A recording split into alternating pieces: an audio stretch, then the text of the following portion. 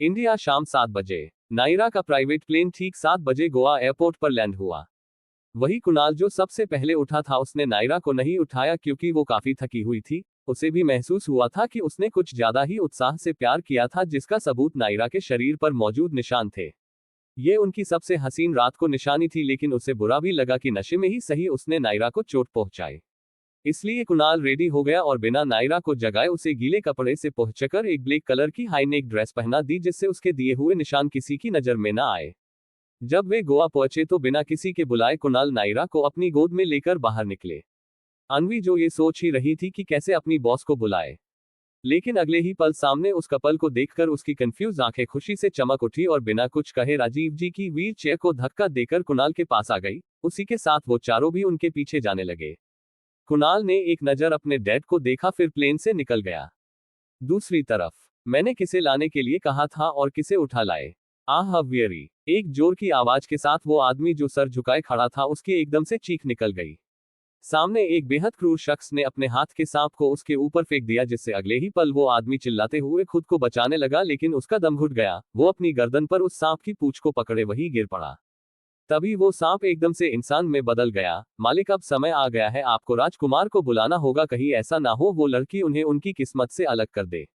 शांत। उसकी ठंडी आवाज एक अलग ही रहस्य बयां कर रही थी। बहुत जल्द वो आर्यन और उसकी बेटी हमारे कब्जे में होगी। रही बात मेरे बेटे की, तो उसका आना तय है। आखिर कब तक भागेगा इस काली दुनिया से, कहते हुए वो शख्स एक डरावनी हंसी हंसने लगा। तभी काल सर्प बोला, वही सांप जो हमेशा उसके हाथ पर लिपटा रहता था। लेकिन इस आदमी का क्या करे, हमें तो ऋषि सिंघानिया की जरूरत थी। उसके सवाल पर वो शख्स हंसा। हा हा हा हा हा। एक राक्षस की तरह हंसते हुए वो आगे बढ़ा और उसके सामने लेटे आदमी का चेहरा जो ढका हुआ था उसे देखने लगा। तो ये है जो चोरी छिपे हमारे महल में घुस आया था। उसी समय उसने एक जग उठाकर उसका पूरा पानी उस बेहोश पड़े आदमी पर उलेट दिया। पानी के गिरते ही उस आदमी को एकदम से होश आने लगा। जब उसने अपनी आंखें साफ करके देखा तो उसकी आंखें सबसे पहले उस कमरे पर गई, जो पूरी तरह से काला था और दिखने में काफी रहस्यमयी और डरावना नजर आ रहा था। हे भगवान, ये मैं कौन सी जगह आ गया? कहीं ऐसा तो नहीं मैं जैसलमेर के महल में जाने से पहले ही भगवान को प्यारा होकर नर्क में पहुंच गया? फ्लश्ड। हे भगवान, मेरे तो सारे सपने टूट गए। और अब वो अभी खुद से मन ही मन बड़बड़ाते हुए सोच ही रहा था, तभी उसे आसपास का तापमान कुछ गिरता हुआ महसूस हुआ, जैसे वो किसी बर्फीली जगह हो। जब उसने ध्यान दिया और गौर से उस पिलर को देखा जो एकदम काला था, लेकिन जैसे ही उसे कुछ समझ आया, निहाल की आंखें फैल गई और सदमे में उसने अपना हाथ अपने माथे पर रख लिया, जैसे उसका कोई मर गया हो। काल, इसे खड़ा करो। एक बार फिर वही आवाज गूंजी, जिसे सुनकर इस बार निहाल की नजर सामने की तरफ गई, जहां एक काले सिंहासन पर एक शख्स जिसने पूरे काले कपड़े पहने हुए थे, वो उसे ही अपनी भावहीन खतरनाक आंखों से घूर रहा था। तभी उसकी नजर उस इंसान के चेहरे पर गई, जिसे देखकर उसकी आंखें सदमे से बाहर ही आने वाली थी। उसे तो ये भी नहीं पता चला कि किसी ने उसे कब खड़ा कर दिया और उसकी मौत के पास ले जाने लगा। ये आदमी कुणाल कपूर की तरह कैसे लग सकता है, खासकर उसकी वो काली आंखें और ये ऑरा? खुद में ही बड़बड़ाते हुए निहाल उनके सामने खड़ा रहा। ऐसे क्या देख रहे हो? एक जानलेवा हंसी के साथ अपनी आंखों को सिकोड़कर उसने पूछा। उसके सवाल पर निहाल ने अपने माथे पर आए पसीने को साफ किया, फिर बोला, कुछ नहीं, बस मुझे लगा कि ये कौन सी प्रजाति का नर्क है। वरीड। जब उससे कोई बहाना नहीं सूझा तो अपने पहले वाले विचार सामने रख दिए। काल, जाओ और नर्क में आए मेहमान को यहाँ की जानकारी दो, और लेना भी ध्यान रहे। ये शब्द बहुत ही सार्कास्म में बोला गया था, जिसे निहाल भी समझ गया था, लेकिन फिर भी उसने अनजान बनने की कोशिश की और खुद को बेवकूफी दिखाया। उनके जाने के बाद एक और आदमी आया, जो देखने में उस काले महल के राजा का कोई खास आदमी लग रहा था। मालिक, उसने सर झुकाकर कहा, हमारा अंदाजा गलत था। नायरा और कुणाल सफेद बर्फ की दुनिया में आए ही नहीं, अभी हमारे लोगों की नजर उसी चोटी पर और झील पर टिकी है जहां वो जादुई जड़ी बूटी मिलेगी, जिसे उस आदमी ने मालिक कहा था। उसने अपनी आंखें एकदम से बंद करी और कुछ सोचकर उसकी आंखें शैतानी तरीके से चमकने लगी। ताश, तुमने मुझे तो खबर कर दी, लेकिन अपना और अपने महल का ध्यान रखना। कहीं ऐसा ना हो कि सदियों पुराना राज बाहर आ जाए। अगर ऐसा हुआ तो तुम्हारी 5वीं रॉयल फैमिली जो राजवंश पर कब्जा किए बैठी है, कहीं सब उलट ना जाए। ये बात सुनकर उनके सामने खड़े आदमी ने अपने पीछे देखा, जहां से एक लंबा फिगर नजर आने लगा। ऐसा लग रहा था जैसे उसने सारी बातें सुन ली थी। ताश शाह, 5वीं रॉयल फैमिली के कर्ता धर्ता, जिसने अपनी 10 साल की उम्र में ही सबसे बड़ी रॉयल फैमिली को अपने काबू में कर लिया और उसे पूरी तरह तोड़ दिया। एक बच्चे की उम्र में अपने पिता के साथ मिलकर उसने 40 साल पहले एक मौत का खेल रचा और जीता भी। गो सी हाउस घर। जब नायरा की नींद खुली तब तक रात हो चुकी थी। जैसे ही उसने अपने आसपास का माहौल देखा तो समझ गई कि वो उसके गोवा वाले सी हाउस में थे। तभी उसे सब कुछ याद आया और एकदम से खुद को देखा, उसने कपड़े पहने हुए थे और पूरी तरह से तैयार थी। क्या कुणाल ने? ये ख्याल आते ही वो शर्मा गई। उसका चेहरा एकदम लाल चेरी चेरी की तरह हो गया। तभी एक शरारती आवाज उसके कानों में पड़ी। मेरे बारे में सोचा जा रहा है या फिर मेरी परफॉर्मेंस के बारे में सोचकर ये हाल है, कहते हुए कुणाल जो सोफे पर लैपटॉप लिए कुछ काम कर रहा था, लेकिन जैसे ही उसने बेड पर हलचल देखी तो तुरंत उसकी नजर नायरा पर ठहर गई। नायरा एकदम से चौंक गई ये जानकर कि वो भी यहाँ है। फिर अचानक ही उसकी आंखें शर्म से झुक गई। उसकी तो हिम्मत ही नहीं हो रही थी कुणाल को देखने की। जब जब वो उसे देखती तो उनके वही हसीन पल आंखों के सामने आ जाते। उसे ऐसे शर्माता देख कुणाल को नायरा बहुत क्यूट लगी और उसका मन फिर से उसे एक डीप किस करने का किया, इसलिए उसने अपना काम छोड़ा और नायरा के पास आ गया। जान, तुम कितनी सुंदर हो और सॉफ्ट भी, मेरा तो मन ही नहीं भरा, नायरा को अपनी बाहों में खींचते हुए कुणाल ने अपनी सेडिक्टिव वॉइस में कहा और उसे लेकर बेड पर सर टिकाकर आधा लेट गया। उसकी मन ना भरने वाली बात पर नायरा ने अपने होठों को गोल करके पाउट बना लिया और उसे घूरकर देखा, जैसे शिकायत कर रही हो कि इतना तो परेशान किया, अब और क्या बाकी है। Hushed face. वही उसके क्यूट एक्सप्रेशन देखकर कुणाल से रहा नहीं गया। इससे आगे नायरा और कोई मुंह बनाती तब तक कुणाल ने उसके मुंह को अपने होठों से कैद कर लिया। कुणाल नायरा के लिप्स को बड़े ही शिद्दत से चूमने लगा। अभी दोनों को किस किए हुए सिर्फ 5 मिनट ही हुए थे कि किसी के दरवाजे को नॉक करने की आवाज आई। आवाज सुनकर नायरा अलग होने लगी, लेकिन कुणाल का उसे जाने देने का बिल्कुल भी मन नहीं था। उसकी किस अभी बहुत डीप थी। कुणाल ने नायरा का मुंह खोलने की कोशिश की, लेकिन उसे तो बाहर कौन है इसकी चिंता थी। तभी एक बार फिर डोर नॉक हुआ। इस बार ये कुछ ज्यादा जोर से किया गया था। इस बार नायरा और कुणाल दोनों ने दरवाजे के बाहर से आती आवाज पर ध्यान दिया। ये बात अलग थी कि कुणाल चिढ़कर दरवाजे के बाहर खड़े इंसान को कोस रहा था और मन ही मन उनके रोमांस के बीच आने के लिए उसे अच्छी सजा देने का भी सोच लिया था। तब तक नायरा ने डोर खोल दिया। बाहर अविनाश था, जिसे देखकर कुणाल की आंखें एकदम से सिकुड़ गई। जैसे कह रहा हो, तो ये तुम थे जिसने हमारे रोमांस में खलल डाली। इसके आगे वो कुछ सोचता तब तक उसने सामने वाले की बात सुन ली। बॉस, वो मिस्टर कपूर को फिर से होश आ गया है। श्रेयांश ने उन्हें चेक किया है, लेकिन वो कुणाल सर को देखना चाहते हैं, बस यही बात उन्होंने बार बार दोहराई, बस इसलिए मुझे आना पड़ा। राजीव कपूर के कमरे में दोनों तरफ शांति छाई हुई थी। बातें कर रही थी तो उन दो बाप बेटे की आंखें, जिनमें खुशी, गम और ऐसे कई सारे इमोशंस झलक रहे थे जिन्हें शब्दों में बयान करना मेरे लिए आसान नहीं है।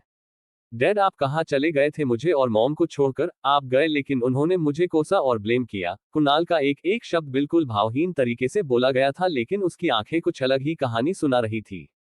इस वक्त कुणाल और राजीव जी दोनों अकेले थे। नायरा ने उन दोनों को अकेला छोड़ा जिससे उन्हें साथ में कुछ समय मिल सके। क्या ये वही है तुम्हारी जान, जिसके सपने तुमने तब से देखे जब वो तारिणी के पेट में थी? कुणाल मुस्कुराकर स्माइल, आप तो पहले से ही समझ गए डैड। कुणाल के सर पर हाथ फेर के, चलो अच्छा है, कम से कम तुम्हें तुम्हारा प्यार तो मिला और प्यार के सही मायने भी समझ लिए, यहाँ तक कि अब तो शादी भी हो गई। अब जल्दी से बच्चे भी कर लो, राजीव जी कुणाल को चिढ़ाते हुए बोले। ये सुनकर कुणाल के कान एकदम लाल हो गए, लेकिन तभी उससे याद आया, फिर सीरियस होकर बोला, डैड आप तो हमें मिल गए, लेकिन अभी भी हमें तारिणी आंटी को खोजना है, लेकिन उससे पहले नानी माँ और बाकी सबको ठीक करना होगा, जिसके लिए हमें 2 जादुई जड़ी बूटी चाहिए और रंजीत अंकल ने कहा कि ये हमें आइस वर्ल्ड में मिलेगी और इसका तरीका सिर्फ कुछ ही लोग जानते हैं। रही तरीके की बता, तो मुझे याद है आपने भी कई साल पहले ऐसे ही एक दवा बनाई थी। कुणाल के एक के बाद एक खुलासे पर राजीव कपूर की पुरानी यादें ताजा हो गई। अचानक से उन्हें याद आया और वो बोले, जड़ी बूटी के लिए बर्फ की दुनिया में जाने की जरूरत नहीं है। इस तरह की जादुई जड़ी बूटी हिमालय पर भी मौजूद है, हालांकि हर किसी को इसकी जानकारी नहीं है। अपने डैड की बात सुनकर कुणाल की आंखें चमक उठी। वो अभी खुश ही हो रहा था कि इतने में राजीव जी ने फिर से कहा, लेकिन क्या डैड? कुणाल ने पूछा। आगे जानने के लिए पढ़िए मेरी ये कहानी। आखिर कौन सा राज छुपा रखा है उस राजवंश महल में? राजीव कपूर कहते हुए एकदम से रुक क्यों गए? राजीव कपूर ने एक गहरी सांस ली, फिर बोले, आप उस हिमालय पर्वत पर नहीं जा सकते। सिर्फ नायरा को ये काम करना होगा, नहीं तो उस जड़ी बूटी की शुद्धता खंडित हो जाएगी। वो आगे और कुछ कहते तभी उनकी नजर दरवाजे पर खड़ी लड़की पर गई। वो वही थी जिसने उनकी मदद करने का वादा किया और आज इसे निभा भी लिया था। वो मुस्कुराए और प्यार से बोले, वही खड़ी रहोगी या फिर अपने ससुर जी के पैर भी छुओगी? Open mouth smile. उनकी बात सुनकर नायरा भी हंसते हुए अंदर आ गई और राजीव जी के पैर छू लिए। सदा खुश रहो, तुम दोनों की जोड़ी हमेशा ऐसी ही बनी रहे, उन्होंने आशीर्वाद देते हुए बेहद खुशी से कहा। उन्हें खुश देखकर नायरा और कुणाल दोनों के चेहरे पर एक प्यारी सी मुस्कान तैर गई। तभी नायरा बोली, डैड अगर ऐसा है तो सिर्फ मैं वहां जाऊंगी। रही बात कुणाल की, तो उसे भी जल्दी ही मुंबई जाना चाहिए क्योंकि राजवंश ने सभी को गुमराह किया है। असल में वो पार्टी कभी 3 महीने बाद होने ही नहीं वाली, बल्कि उन्होंने दूसरा कोई होटल बुक किया है जिसके हिसाब से पार्टी इसी आने वाले हफ्ते है।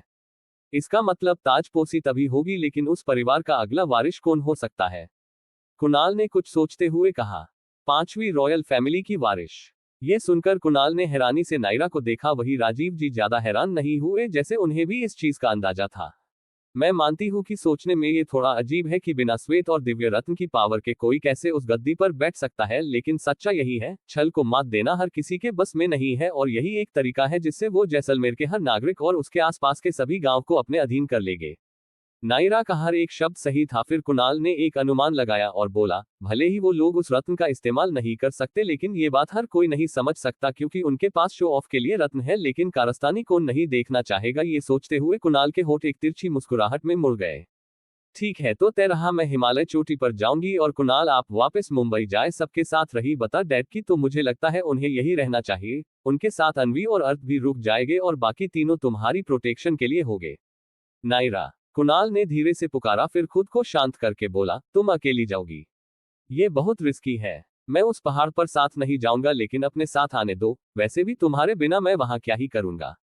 उसे किसी बच्चे की तरह जिद करता देख राजीव जी हंस पड़े और कुणाल का कंधा थपथपाकर बोले, अभी से ये हाल हो गया तुम्हारा? मानना पड़ेगा, आर्यन ने बिजनेस और संस्कार के साथ अपने एक्स्ट्रा रोमांटिक गुण भी डाल दिए। अपने डैड के कमेंट पर कुणाल ने बड़े ही अदा से कहा, वो तो मेरी यशोदा मैया है। वैसे भी उन्होंने अपने दामाद को ही पाला है।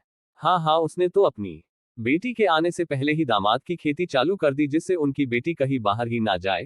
कहते हुए राजीव जी हंस, उनके साथ ही कुणाल और नायरा भी खिलखिलाकर हंस पड़े। कितना अजीब है, पहली बार किसी ने अपना दामाद खुद ही बड़ा किया। Tears of Joy. Mumbai bright star club. मुझे कुणाल चाहिए, मैं मर रही हूँ उसके लिए, और एक वो है जो उस नायरा के पीछे पागल है। मुझे नहीं जाना यहां से कुणाल से दूर, लेकिन डैड का फैसला कैसे काट दूं कैसे? आह लाउडली क्राइंग। उसे इस तरह रोते देख मिसेज सिन्हा ने कहा, अलका तुम अपना दिल छोटा मत करो। वैसे भी कुणाल अगर तुम्हारा नहीं हुआ तो किसी का भी नहीं हो पाएगा, खासकर उस लड़की का। नायरा, हमें जाना होगा बेटा, क्योंकि मैं नहीं चाहती कि अविराज की तरह तुम भी इन सब में फंस जाओ। रही बात कुणाल की, तो उसका अंत करीब है, इसलिए मूव ऑन करो और इटली जाकर अपनी आगे की जिंदगी मजे से जियो। अपनी मॉम की बात सुनकर अलका की आंखें चमक उठी और सोचने लगी, मॉम ठीक ही तो कह रही है। जान बची तो लाखों उपाय, और वो कुणाल तो वैसे भी मरना ही डिजर्व करता है। आखिर उसने उस लड़की को चुना, मुझे छोड़कर तो भुगते। रात 10 बजे, नायरा और कुणाल का रूम। ये क्या कर रही हो तुम? मैंने कहा ना हम साथ ही जाएंगे, फिर ये सिर्फ आधे रास्ते ही क्यों ना हो, लेकिन मैं तुम्हारा साथ नहीं छोड़ूंगा। लेकिन डैड ने कहा है ना। लेकिन कुछ नहीं, हम साथ जा रहे हैं, यही फाइनल है। नायरा को टोकते हुए कुणाल ने एक एक शब्द पर जोर देते हुए कहा। दोनों हिमालय की ओर साथ चल पड़े अपनी मंजिल की दिशा में, इस बात से अनजान को यह सफर उनका आखिरी सफर भी बन सकता है। वही दूसरी तरफ, भाई आप कहाँ थे? हमने आपको कहाँ नहीं खोजा, लेकिन आप नहीं मिले, आखिर आप थे कहाँ भाई? नक्षत्र ने ऋषि को शांत करने के लिए उसे टोका, शांत हो जाओ, मैं बिल्कुल ठीक हूँ, लेकिन उस ताज की रक्षा नहीं कर पाया। वो लोग मुझे बेहोश करके वहां से जा चुके थे, साथ ही वो मुकुट भी गायब हो गया। भाई आप तो मिल गए, लेकिन अब पापा गायब है, और वो आशुतोष सिंघानिया लगातार हमारी कंपनी पर अटैक कर रहा है, जिससे वो पापा को सबके सामने आने के लिए मजबूर कर सके, और अब तो नायरा से भी कोई कांटेक्ट नहीं हो पा रहा है। ऋषि बहुत परेशान था, लेकिन अपने भाई के मिल जाने पर उसे बहुत खुशी हो रही थी, साथ ही एक राहत भरी सांस भी ले पा रहा था।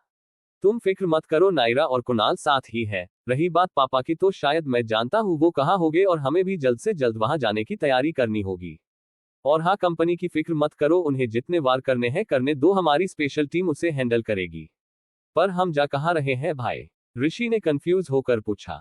नक्षत्र ने सिर्फ एक शब्द में जवाब दिया, जैसलमेर। इतना कहकर वो ऋषि को सदमे में छोड़कर अपने रूम की तरफ चला गया। ये घर नक्षत्र का ही था, और जिन लोगों ने ऋषि और अलीना को किडनैप किया वो भी उसी के लोग थे।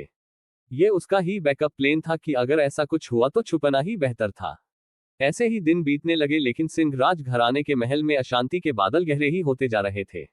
इन सब के पास अब सिर्फ 24 घंटे का समय बचा था। अगर इतनी देर में उन्हें वो जादुई दवा नहीं मिली तो इन्हें बचा पाना नामुमकिन होगा। गुरुजी जी की बात सुनकर सभी घर वालों के चेहरे पर गहरी चिंता और मायूसी दिखने लगी।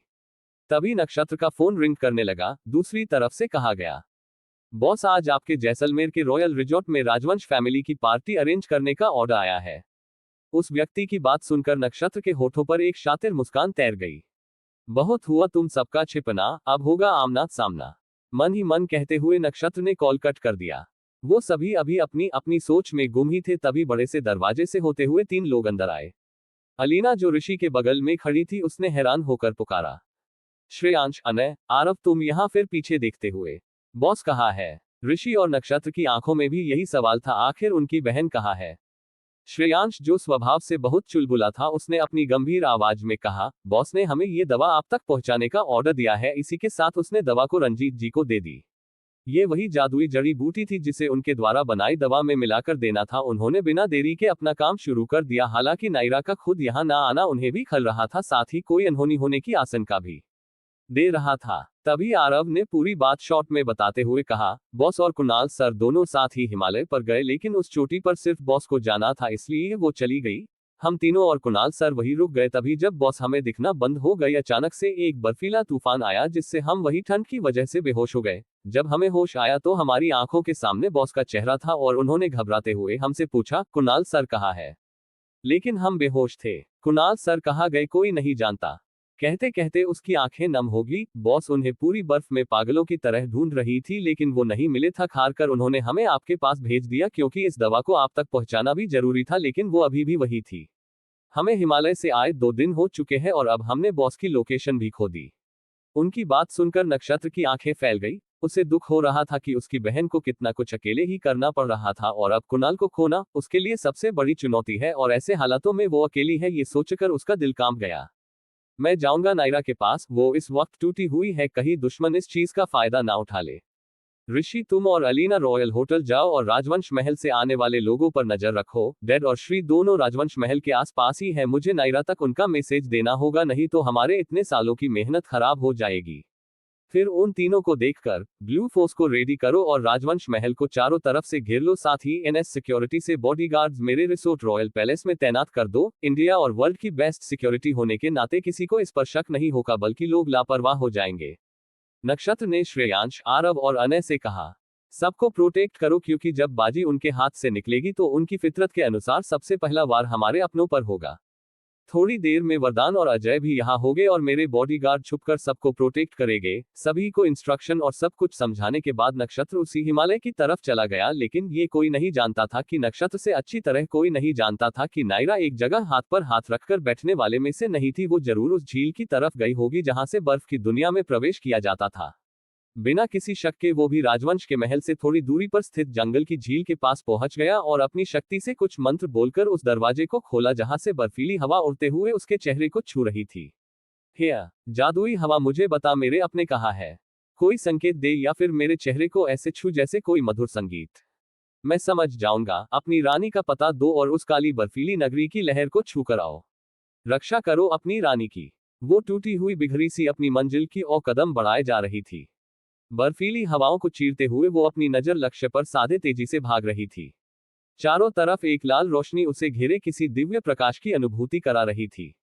उसके डार्क ब्राउन खुले बाल किसी नागिन की तरह हवा में लहरा रहे थे। लाल शादी और उस पर सजा वो 16 श्रृंगार स्वर्ग से आई किसी देवी की तरह सुंदर लग रहा था, जिसकी सुंदरता का शब्दों में वर्णन करना नामुमकिन था। वो ऐसी नई नवेली दुल्हन थी जिसकी शादी को बीते पूरे 24 घंटे भी नहीं हुए थे कि उसका पति गायब हो गया। वो कहते हैं ना, एक औरत सबसे ज्यादा तब सुंदर लगती है जब अपने परिवार के लिए बड़े प्यार और मेहनत से खाना बनाती है। तब सुंदर लगती है जब पहली बार मौत की लड़ाई लड़के अपने बच्चे को अपनी गोद में उठाती है। अपने परिवार के लिए किए गए हर सफर में उसका योगदान सबसे ज्यादा होता है। ठीक उसी तरह नायरा भी दुनिया की सबसे सुंदर पत्नी लग रही थी, जो अपने पति को वापस लाने के लिए बिना आंधी तूफान की परवाह किए आगे बढ़ रही थी, बिना ये सोचे कि वो मौत के मुंह में जा रही है। काल महल, राज सिंहासन पर बैठा एक शख्स जिसकी सुंदरता इस दुनिया से परे थी, बिल्कुल ठंडी बर्फ की तरह जो पत्थर की तरह मजबूत बन चुकी थी। उसका रूप किसी को भी मोह ले, लेकिन उसका दिल पत्थर का था, जिसमें कोई जज्बात नहीं, सिर्फ जुनून, वो भी शक्ति का, दुनिया पर राज करने का। काले शाही कपड़ों में वो बेहद सुंदर लग रहा था, बिल्कुल एक क्रूएल राजा की तरह। वही उसके थोड़े नीचे बैठा आदमी एक शातिर मुस्कान के साथ सर उठाकर बिना किसी भाव के उस राजा की कुर्सी पर बैठे अपने बेटे को देख रहा था। कितना समय गुजर गया, अब जाकर उसे अपना वारिश मिला। अगर ये ताज ना होता तो अपने खून को बुलाना भी उसके लिए कितना मुश्किल होता।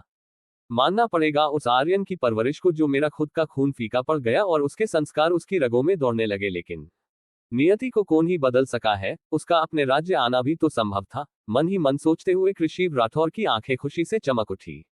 लेकिन ये खुशी अपने बेटे के आने की नहीं, उस खेल को पूरा करने की थी जिसमें उसके पिता शामिल थे। तभी किसी की पायल की आवाज सभी के कानों में पड़ी। सुंदरता की मूरत समान वो नारी जिसका रूप मोहने वाला था, काले लहंगे में उसका गोरा बदन आकस्मिक लग रहा था। सुनहरे तारों से चमकते उसके गहने जिन्हें धारण किए वो किसी भी देश सुंदरी को टक्कर दे दे। उसे देखकर कृषिव की नजर चारों तरफ गई, जहां सख्त से सख्त दानव समान आदमी उसे देखने से खुद को रोक नहीं पा रहे थे। उसकी चाल ढाल किसी मोहजाल की तरह है, नैन नक्श एकदम जहर, रंग गोरा और लाल, चुनरी ओढ़े किसी चंद्रग्रहत की चांदनी जैसे सुंदर लेकिन उतनी ही खतरनाक। कृषिव राठौर की नजर जब अपने बेटे पर गई तो उन्हें बेहद खुशी हुई। हम यही तो चाहता था मैं, कि तुम्हें किसी भी चीज से लगाव ना रहे और ना ही कोई तुम्हें अपने छल में फंसा सके। एकदम मेरी तरह पत्थर दिल, एक चट्टान की तरह मजबूत, बेजोड़ स्मर्क। आओ मान्यता बेटा, तुम्हारा ही इंतजार था। ये कहते हुए कृषिव राठौर ने उस बेहद ही सुंदर कन्या को कुणाल के बगल वाले सिंहासन पर बिठा दिया। ये देखकर मान्यता ज्यादा खुश नहीं हुई, उसकी नजर तो अभी भी कुणाल पर अटकी थी, जो एक टक बिना किसी भाव के सामने की दिशा में ही घूरे जा रहा था। उसे वो तस्वीरें याद आई जिनमें उसने उसे एक लड़की के साथ देखा था। वे दोनों बेहद करीब थे और एक दूसरे की बाहों में बेहद खुश नजर आ रहे थे। वो सब याद करके उसके हाथों की मुट्ठी कस गई और घूर कर आपने सामने खड़े व्यक्ति को देखा, जो रिश्ते में जल्द ही उसका ससुर बनने वाला था। मैं उनकी होने वाली पत्नी हूँ और यहाँ की महारानी, फिर मुझे इस नीची जगह पर बिठाने का क्या मतलब है आपका? मान्यता ने गुस्से से एक एक शब्द पर जोर देते हुए कहा। पहले ही वो इस बात से चिढ़ी हुई थी कि कुणाल ने उसे एक नजर देखा भी नहीं, जिससे उसे जो अपने ऊपर इतना घमंड था वो फीका पड़ गया। और एक बार तो उसे शक भी होने लगा कि कहीं वो पहले से कम सुंदर तो नहीं हो गई। लेकिन जब उसने सभी मर्दों की नजरों को खुद पर महसूस किया तो उसका कॉन्फिडेंस फिर से बढ़ गया और सोचा, शायद वो खुद ही इतना सुंदर है, इसलिए दूसरे को भाव देना उसके लिए कोई बड़ी बात नहीं। मान्यता ने ये सोचने की जहमत भी नहीं उठाई कि उसने पहले ही बहुत सी सुंदर लड़कियां देखी हो। अंदाजे की तो बात ही नहीं है, खुद अप्सरा की देवी उसकी हो चुकी है। उस लड़की को खुद को ऐसे घूरता देख कृषिव राठौर ने खतरनाक ढंग से कहा, अगर अच्छा नहीं लगा है तो मेरे पास और भी बहुत कुछ है तुम्हारे स्वागत के लिए।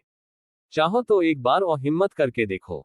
मान्यता जो अपनी ही सोच में कुणाल को देख रही थी, उसके कानों में जैसे ही खतरनाक आवाज आई उसके हाथ कस गए और आंखें बड़ी हो गई। उसे याद आया कि अभी अभी उसने कैसी हरकत की थी, जिसे भापते हुए वो एकदम शांत हो गई, लेकिन अंदर ही अंदर गुस्से से जल रही थी। ताश शाह, जरा अपनी बेटी को संभालो और जल्दी से शादी की तैयारी करो, कहीं ऐसा ना हो कि मेरे बेटे की जगह तुम्हारी बेटी का रिश्ता सीधा मौत होकर निपट जाए। वही सामने मान्यता के सामने वाली गद्दी पर ताश शाह बैठे, उनके चेहरे पर कोई भी भाव नहीं था, ना ही उन्होंने अपनी बेटी से कुछ कहा, बस सुनते रहे। जल्द ही बीच में एक बड़ा सा मंडप तैयार हो गया, शादी के लिए एक तांत्रिक जिसे मंत्र पढ़ने के लिए कहा गया और कुणाल को आगे आने दिया। वर पूजा शुरू हो गई, लेकिन जब कन्या को बुलाने को कहा गया उसी समय हवाएं तेज हो गई। काली बर्फ में बना वो महल जहां ठंडक नहीं थी लेकिन पत्थर की भांति खड़ा था। अचानक ठंडी बर्फीली हवाओं का सिलसिला शुरू हो गया, जिसकी एक लहर कुणाल को छू बैठी। हवा का एहसास ऐसा था जैसे कोई उसे पुकार रहा है, उसके लिए तड़प रहा है।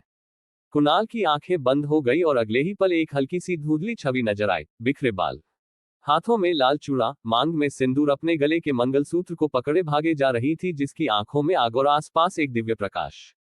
उस छवि को देखकर ही कुणाल को एक झटका लगा और उसकी बंद आंखें खुल गई। मान्यता आकर उसके बगल में बैठ गई। विधि चालू हुई। फेरे की बारी पर मान्यता खड़ी हो गई, लेकिन जब उसने कुणाल को उठते नहीं देखा तो परेशान होकर अपने पिता को देखने लगी। ताश शाह ने कृषिव को देखा, जो कुणाल को ही कुछ समझा रहा था, जिसके बाद कुणाल भी उठ गया। तब जाकर मान्यता को राहत मिली, लेकिन ये ज्यादा देर के लिए नहीं थी। अचानक हवाएं बहुत तेज हो गई, जिससे गठबंधन टूट गया और साथ ही वो काली अग्नि की लौ कम हो गई। कोई कुछ समझ पाता उससे पहले एक तूफान की तरह बहुत सारी सफेद बर्फ का तूफान नजर आया। सफेद बर्फीला तूफान काल महल में, असंभव, ये कैसे हो सकता है? ताश ने आश्चर्य से सोचा और सामने होते चमत्कार को देखने लगा। वही कृषिव राठौर के होठों पर एक जीत भरी मुस्कान आ गई, क्योंकि उसे जिसका इंतजार था वो आ ही गई। कुणाल, जिसका दिल पत्थर का बन चुका था, उसमें हल्की सी हरकत हुई और एक परत पिघल गई। उसकी निगाहें उस दृश्य पर जम गई जहां एक लड़की लाल शादी पहने उस बर्फीले तूफान को चीरते हुए आ रही थी। एक पवित्र अग्नि का प्रकाश जिसने उसे और भी दिव्य और अतुलनीय दिखाया। अगले ही पल जब उस बर्फ से भी ज्यादा तेजस्वी और खूबसूरत चेहरा सामने आया, जिसे देखकर सबकी सांसें रुक गई। किसी की गुस्से से तो किसी की आश्चर्य से। वही कुणाल अपनी सांसें थामे एकटक उस परी को निहार रहा था जिसकी झलक थोड़ी देर पहले उसके जेहन में बस चुकी थी। चेहरा भावहीन लेकिन आंखों में एक उलझा हुआ जज्बात का कण जो किसी बीज की तरह है लेकिन उसे पेड़ बनाना बहुत ही मुश्किल। नायरा की नजर कुणाल पर ठहर गई। उसे किसी और के साथ ऐसे शादी के मंडप में देखकर पहले से ही घायल शेरनी अब और भी खतरनाक हो गई। आह छोड़ो मुझे, आह डैड बचाओ। मान्यता जिसका गला नायरा के सिकंजे में था वो जोर से चिल्लाए। उसका चेहरा दर्द से पीला पड़ गया जैसे कोई उसका खून चूस रहा है। ऊपर से वहां पर बढ़ती सर्दी अलग ही खौफ पैदा कर रही थी। उसकी दर्द भरी चीख के बीच एक आवाज गूंजी, तेरी हिम्मत कैसे हुई मेरे पति से शादी करने की और मेरी जगह छीनने की। ये कहकर उसने गुस्से से उसे जमीन पर धकेल दिया। फिर कुणाल का कॉलर पकड़कर, तुम बताओ ये सब क्या है? शादी की रात अपनी पत्नी को छोड़कर कोई जाता है क्या? गए भी तो दूसरी शादी करने की तुम्हारी हिम्मत कैसे हुई? नायरा गुस्से से गुर्राए। कौन हो तुम? एक इंडिफरेंट टोन में कुणाल ने कहा। वो अपने कॉलर को छुड़ाकर एक भावहीन चेहरा बनाए नायरा को घूरने लगा। उसकी बात पर नायरा आग बबूला हो गई। अच्छा अब तुम मुझे भूल गए, सिर्फ अपने इस मतलबी बाप को पहचानने पर। लेकिन क्या तुम्हें ये पता है कि तुम्हारी मॉम यानी मीरा कपूर को मारने वाला जो तुम्हारी अपनी माँ थी, ये वही इंसान है? मरना होगा। ये कहते हुए उसकी आंखों में जानलेवा चमक साफ देखी जा सकती थी। अगर स्टोरी अच्छी लगी हो तो लाइक कमेंट जरूर करना।